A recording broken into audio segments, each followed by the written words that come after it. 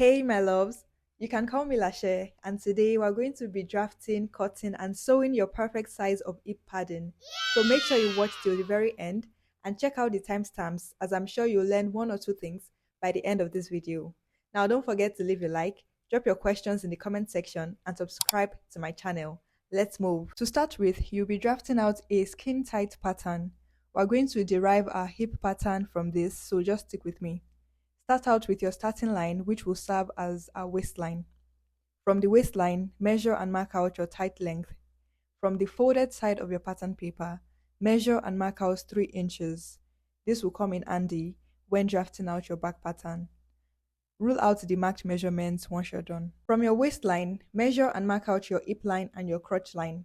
For those who don't know, to get your crotch measurements, just sit on a flat surface, preferably a chair. Start your measuring tape at your waistline and measure down to the flat surface. That is your crotch length. Once you're done ruling that out, measure and mark out your hip measurement divided by 4 on your waistline, hip line and crotch line and connect with your straight ruler. To get your crotch extension, divide your hip circumference by 16. Mine is 36 inches and that divided by 16 is 2.25 inches. Now you can connect this with your curved ruler. Let's name this our crotch line. So from the crotch line, measure out your dart line, which is your nipple to nipple divided by 2. Mine is 3.5 inches. From that same crotch line, measure and mark out your waist circumference divided by 4. Mine is 24 and that divided by 4 is 6 inches. Connect your new waistline to your hip with your curved ruler. Now we need to measure out our thigh and hem circumference, and to do that, we need to get our center line. So divide your crotch line measurements by 2 and mark that on your crotch line and your hemline. From your crotch line, mark and measure 3 inches down. This will be your thigh line. Rule this out and connect the center line. For your thigh line, divide your thigh circumference by 4 and mark that out on both sides, starting from the center line, just like I'm doing right now. Mine is 24 inches and that divided by 4 is 6 inches. So I'll mark out 6 inches on both sides of the center line. Repeat this for your hemline. Measure out your hem circumference divided by 4 and place that measurement on both sides, starting from your center line. Connect this point with your ruler so that your tights, shorts or trousers in general sit beautifully on your crotch area without folding up. Come down by 1 inch from your crotch line and connect this point to your waistline. Now let's draft the back pattern on the same pattern paper. Divide the measurement between your dart line and your crotch line by 2 and mark it on your initial waistline. From that midpoint, go up by 1 inch. This will ensure that the back side of your tight or trouser covers your butt seamlessly. If you have a bigger butt, you can increase this to 1.5 inches or 2 inches max. But for those of us who are lacking in that department, 1 inch will do. For the crotch area of your back pattern, extend your crotch line by 2 inches and connect that to the extended 1 inch on your waistline. I've switched to a green marker just so you can easily differentiate the front pattern from the back pattern. From the extended 1 inch, measure and mark out your waist measurement on your initial waistline. Extend your hip line and crotch line by 1 inch and add 0.5 inches to both sides of your hemline. Go ahead and connect all these points with your straight ruler and curved ruler appropriately, not forgetting to smooth out any sharp corners, especially by the hip area. Once you're done connecting all these points, it's time to transfer your back pattern onto another pattern paper. Place a fresh folded pattern paper underneath the marked on pattern paper and go ahead and trace out the back pattern with a tracing wheel. Don't forget that the back pattern is marked out in green. That is why it is essential to make use of another color while drafting your back pattern on the same pattern paper. Once you're done, retrace the marked out lines on the fresh pattern paper with your pen or marker, and don't forget to appropriately label the papers so you're not confused. Once you're done labeling, cut out the back pattern, and once you're done cutting that out, cut out the front pattern as well. Don't forget the front pattern is marked out in blue and the back pattern is marked out in green. It is essential that you don't mix these two colors up. Now back to the front pattern. Remember the dart measurements we marked at the waistline. Connect that to the center line on the crotch line.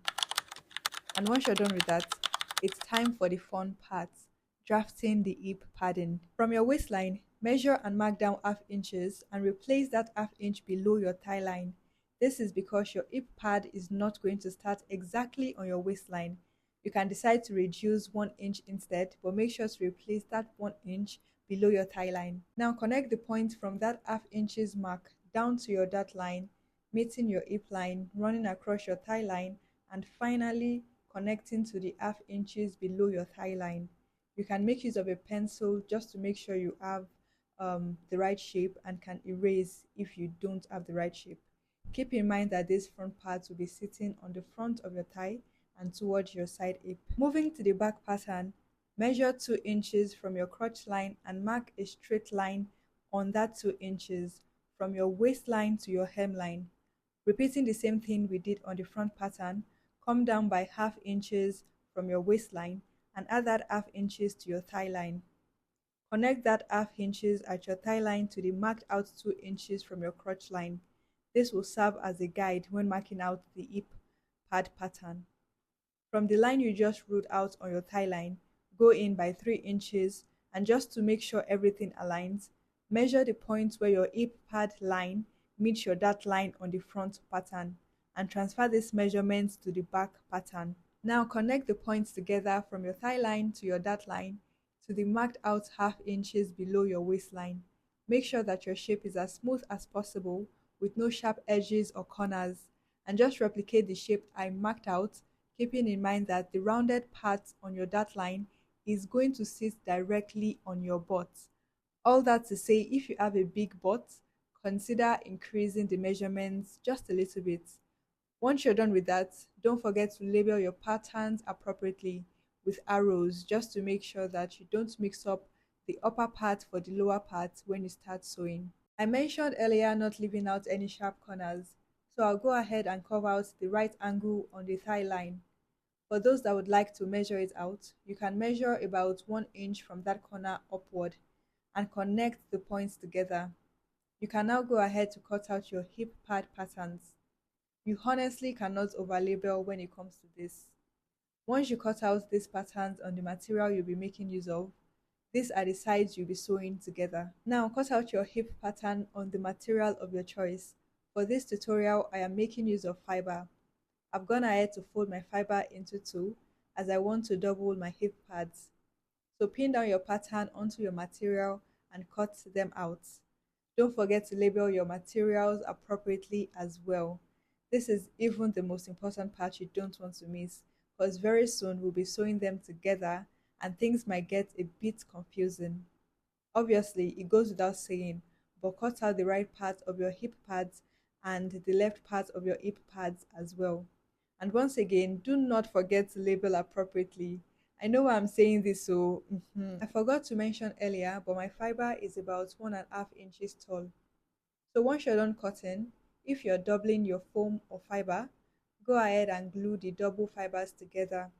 I'm making use of the B6000 glue. Make sure to squeeze your glue all around and in the middle of the fiber as well. Repeat this process for the remaining parts. Once you're done with this and the glue has dried down, mark out about 2 inches round the sides of your fiber or foam, just like I'm doing right here. After which you label appropriately, and you can then fade out the marked out sides with your scissors so that your pads lay flush against your hips and butts. Once you're done, you should have something similar to this. From this point, there are 2 methods you can employ, and I'll be showing you both methods in this video. Let's start with the first method.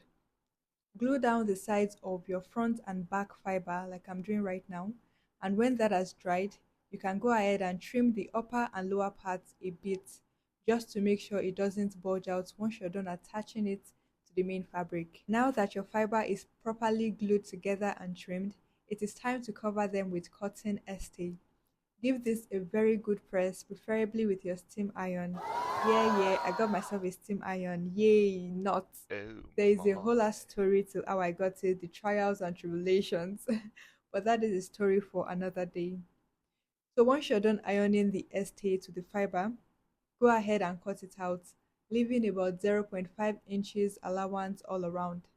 Once you're done, go in again with your steam iron just to seal up the edges properly. And now to the second method. It is practically the same thing. The only difference is we're not joining the sides together with glue, and we're individually ironing ST to both pieces. After ironing on the ST, cut it out leaving 0.5 inches allowance all around, and go over it again with your iron just to seal the edges. If this is still confusing to you at this point, you can go ahead to label each piece using your pattern paper as guide. After this, sew around both pads and join the sides together like so. I hope you understand all that we've done so far in this video. If you don't hesitate to backward the video a couple of seconds or minutes and rewatch until you get exactly what you need to get. And if you've watched up to this point, kindly give this video a thumbs up and subscribe to my channel. Turn on your post notification as well so you get notified immediately I post. That way you won't miss out on any value-packed video. And here you have it, my loves, the finished product. Here are how both methods turned out. Personally, the method where we glued the fibers together does not give the curved effect I prefer, so I end up sewing that at the upper and lower parts of the pad. I prefer the method where we end up sewing both sides together. Let me know which method you prefer in the comment section. Until the next video, bye!